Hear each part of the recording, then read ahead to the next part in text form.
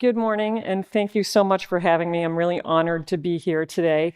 And I know I sound very, very American, but I've brought my French passport to prove to all of you that you should listen to me for the next 10 minutes. So if you start dismissing me, just remember I am European as well as American. And although I have been in financial services in the US for 30 years, I was born and bred in a little town called Saint-Germain-en-Laye outside of Paris. So I'm here today to tell you a little bit about the FINOS journey. So financial services and open source. Financial services is probably not the industry that you would think would be the most likely to embrace open source.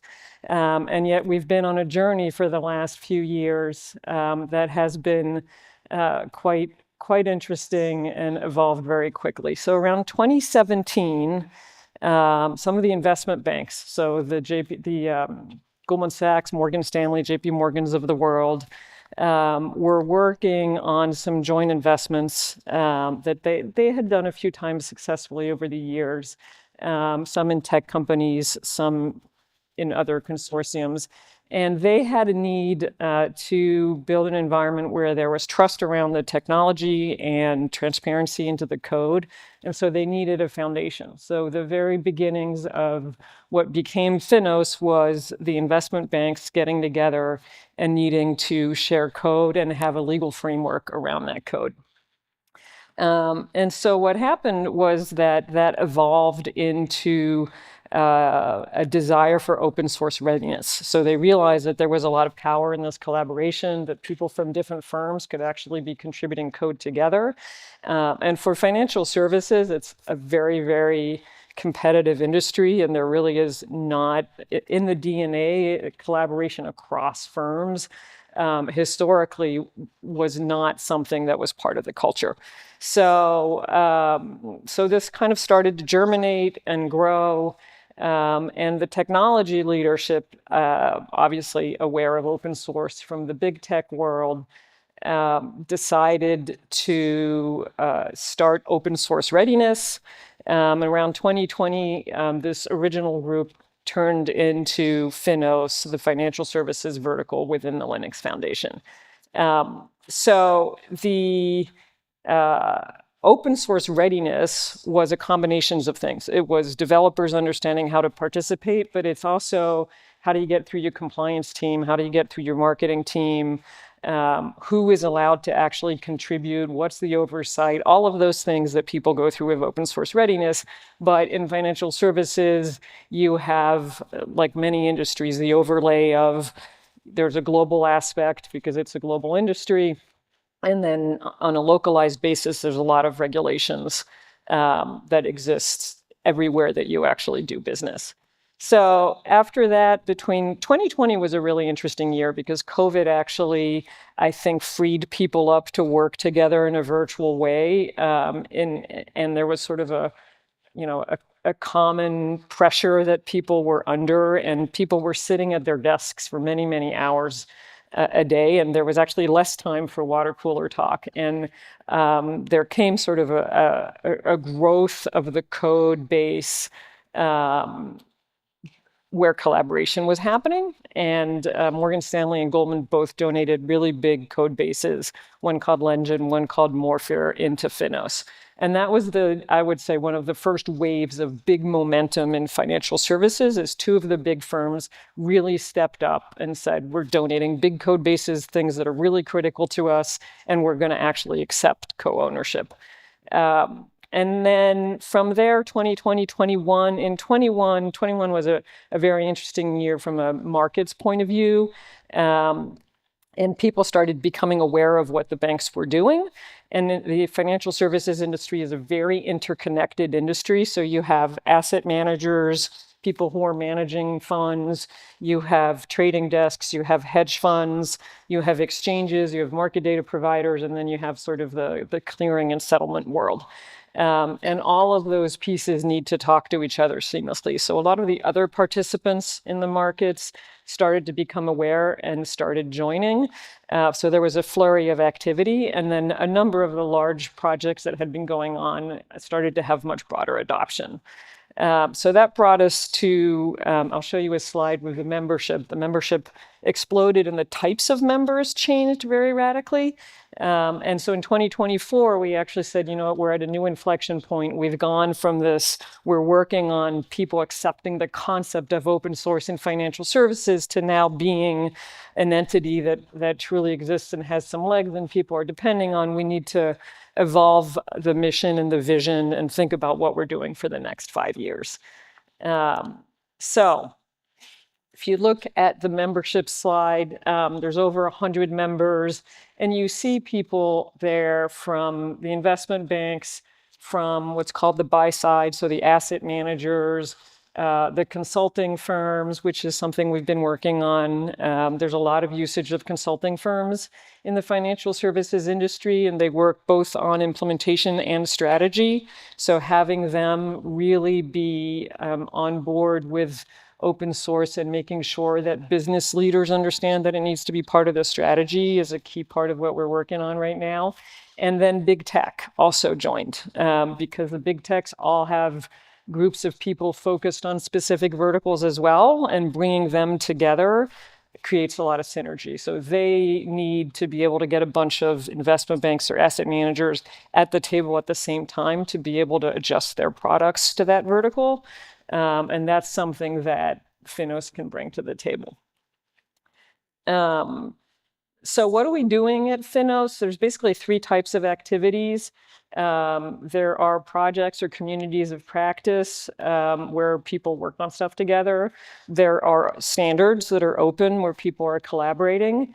And then obviously the actual software. And I would point here to a couple of projects. The AI governance framework, because we have to say AI, because AI, as they said yesterday. But this is a really interesting one. If you go take a look at that, a lot of the verticals are working on this. There is some commonality, and it's a very, sort of standard. There's a horizontal layer that is common to everyone, but each vertical actually has specific needs.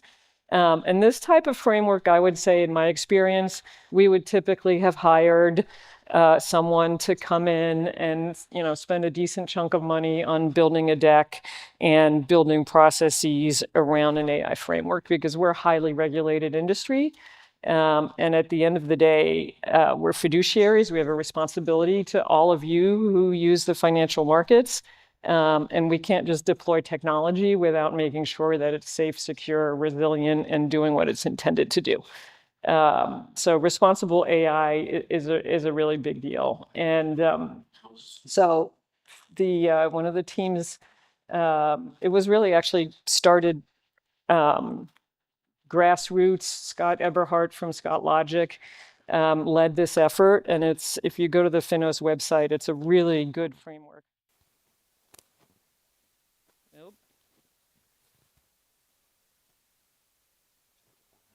Oh, we're moving to handheld. Can you not hear me? Oh, I'm sorry. So I was just talking about the AI governance framework, really good framework. Take a look if you can. But something that we would traditionally have brought someone in to work on for us and spent some money on that was crowdsourced through FINOS, really high quality, really useful, something that everyone needs. So that type of project isn't code, it's about open specs and open frameworks. And we've found there's a lot of traction in financial services around that type of work. The other one I would bring up is common cloud controls, which I think is very relevant to the European discussion going on about digital sovereignty. And I know yesterday we heard a number of different definitions of what that might mean. But in this context, is financial services has to be resilient and has to be available. Right? We can't be in a world where you can't get money out of a machine or you can't put a trade on, you can't invest. And so we need to make sure that we have multi-provider solutions and that we can run all of this in a cost-effective way. So Common Cloud Controls is a project Citibank led, and again, it's around governance and frameworks to say, okay, how can we do oversight of how we're using the different cloud providers? How do we actually allow ourselves to seamlessly move across? And if we can get everyone on the same standards, it's going to bring our costs down and make it much easier to do that. Okay, so how did we get to the new mission and what's the parallel with Europe? So the new mission, when we had all of these new members joining, is really around how do we sustain, how do we grow, and how do we make sure that it's really impactful in financial services and becomes absolutely critical. We want to get to the point where financial services technology doesn't exist without open source, and everyone uses it as part of normal daily practice, and it is no longer a novelty. So the big thing is profitability. Enhanced profitability. We need to be able to show ROI. We're a very ROI-driven business. It's finance. These are people who are very focused on the bottom line from a business leadership point of view. And that business leadership, again, is there's a journey we are on between the technology folks embracing open source through to business leaders understanding how open source can play a role in the business strategy. And that's the journey that we're on. That's what we're aspiring to. Resilience, I would say, also super, super important. People take resilience very, very seriously in financial services, much like Europe does. And all of these multi-provider, fighting against lock-in, all of that work is really important to resilience. And then obviously accelerate innovation, right? If you think about the world of AI in financial services, we're going to have a panel a little bit talking about it. It's a very different world than some of the other industries, and it can sometimes be much slower to adopt new technologies. So we have some announcements today in that line. As Gab said, I'm Chair Emeritus of FINOS. We have 8 new members that are from across all of the participants in financial services that are joining us, and Bhupesh from RBC is taking over as chair, so we're very excited about that. Wanted to share that. And I will wrap up here just talking about the 2 key things from a vertical point of view that I think financial services can show and display that are relevant to anyone involved in open source, and certainly the European community. If you want to have a voice, you have to get engaged. I think open source is, in reality, everywhere and more prevalent, and when you engage, you get a voice, and when you build the skills and learn from a global community, you're going to have more access to deep expertise, and then you can leverage that expertise to be specific to your location, your subpart of the industry, whatever it may be. So I'm not sure how you actually achieve those things if you don't participate. So I hope that we don't fragment. Fragmentation would be really bad for financial services. It's a global industry. It's extremely interconnected. Everyone needs to be able to seamlessly, real-time, and reliably communicate with each other across the chain of participants. And it's very, very complex. So we need the technical skills that go along with that, and we need to be able to adapt at the local level, as well as at the specialty of the piece of financial services that you're in.